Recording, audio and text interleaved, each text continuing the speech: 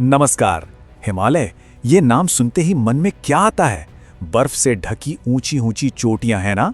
लेकिन ये सिर्फ इतना ही नहीं है, ये भारत का ताज है और इस ताज में न जाने कितने राज और कितनी कहानियां छिपी हैं। तो चलिए आज इसी खूबसूरत दुनिया को और करीब से जानते हैं।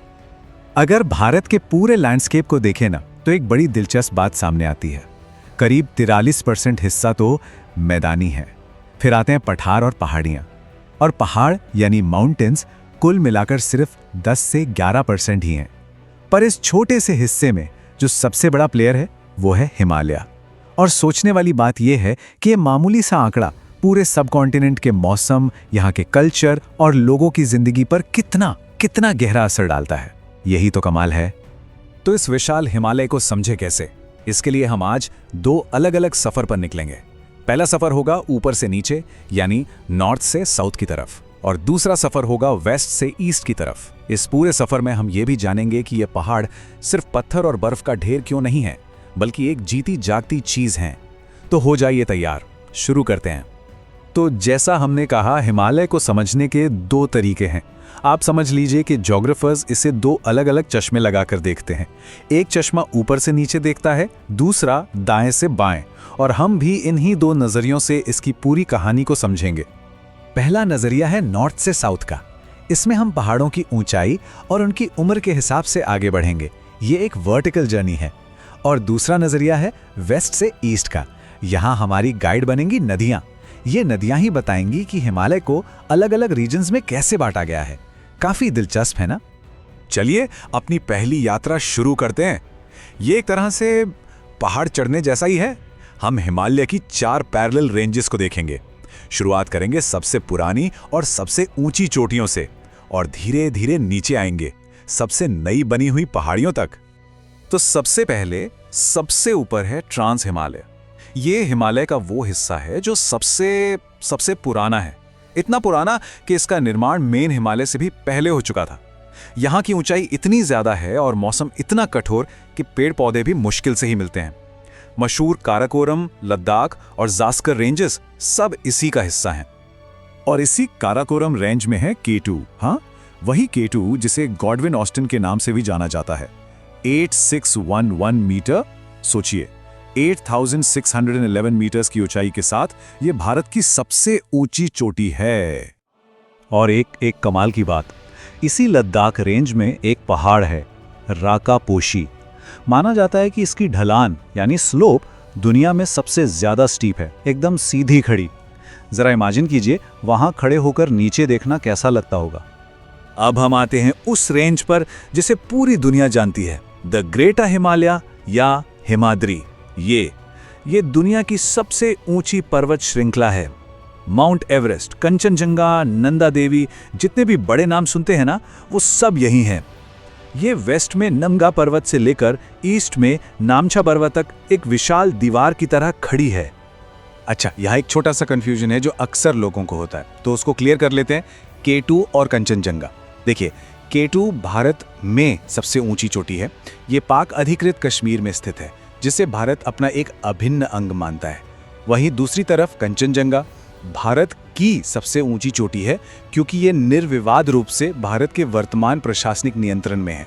तो बस इन इंडिया और ऑफ इंडिया का एक छोटा सा लेकिन जरूरी फर्क है। ओके, तो अब हम थोड़ा नीचे आते हैं, तीसरी रेंज पर, मध्य हिमालय। ये हम सबकी पसंदीदा जगह है। जितने भी मशहूर हिल स्टेशंस हैं ना, शिमला, मनाली, मसूरी, सब यहीं हैं।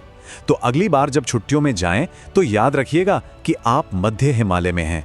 और हाँ, यहाँ के खूबसूरत घास के मैदान, जिन्हें कश्मीर में मर्ग कहते हैं, जैसे सोनामर्ग और गुलमर्ग, वो भी इसकी पहचान है। और इस नॉर्थ से साउथ की जर्नी का आखिरी पड़ाव, आखिरी रेंज है शिवालिक। ये हिमालय का सबसे नया, सबसे यंग हिस्सा है और सबसे साउथ में है। इसकी एक खास पहचान है यहाँ की लंबी चौड़ी घाटियाँ, जिन्हें दून कहा जाता है। नाम तो सुना ही होगा, देहरादून, हरिद्वार, ये सभी शहर इन्हीं दून में बसे हैं, जो मध्य हिमालय और शिवालिक के बीच में आते हैं।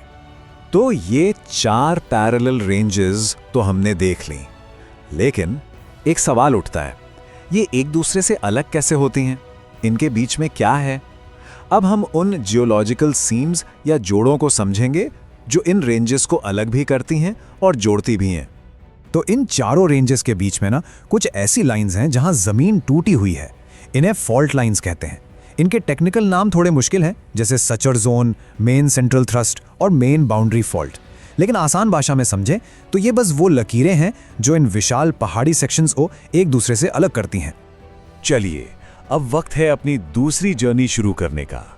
इस बार हम वेस्ट से ईस्ट की तरफ चलेंगे और इस सफर में हमारे गाइड पहाड़ नहीं होंगे, बल्कि वो बड़ी बड़ी नदियां होंगी जो हिमालय को काटकर अपना रास्ता बनाती हैं। यही नदियां इसे अलग अलग रीजन्स में बांटती हैं। इसका बंटवारा बड़ा आसान है। नदियां डिसाइड करती हैं। देखिए, सिंधु नदी से सतलुज नदी के बीच का हिस्सा कहलाता है पंजाब हिमालय। फिर सतलुज से काली नदी तक है कुमाऊं हिमालय। काली नदी से तीस्ता नदी के बीच में है नेपाल हिमालय। और आखिर में तीस्ता से ब्रह्मपुत्र नदी तक का एरिया है असम हिमालय। सिंपल है ना?